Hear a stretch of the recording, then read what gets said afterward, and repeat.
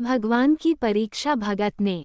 एक बार की बात है, एक छोटे से गांव में एक साधु महाराज रहते थे।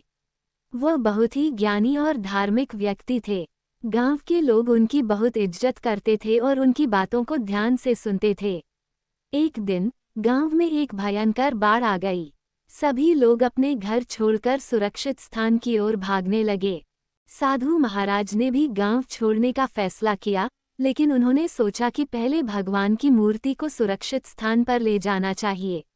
वह भगवान की मूर्ति को अपने कंधे पर उठाकर चल पड़े। रास्ते में पानी का बहाव बहुत तेज था और साधु महाराज को चलने में बहुत कठिनाई हो रही थी। तभी एक नौक वहां से गुजरी और नाविक ने साधु महाराज से कहा, महाराज, आप इस नौक में बैठ जाए, मैं आपको सुरक्षित स्थान पर ले चलूंगा। साधु महाराज ने उत्तर दिया, नहीं, मुझे भगवान पर पूरा विश्वास है, वो मुझे बचा लेंगे। कुछ देर बाद एक और नौक आए और नाविक ने फिर से साधु महाराज को नौक में बैठने का आग्रह किया, लेकिन साधु महाराज ने फिर से मना कर दिया और कहा, भगवान मुझे बचा लेंगे।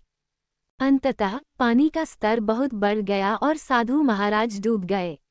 जब वह स्वर्ग पहुंचे तो उन्होंने भगवान से पूछा, भगवान, मैंने आप पर पूरा विश्वास किया, फिर भी आप मुझे बचाने क्यों नहीं आए?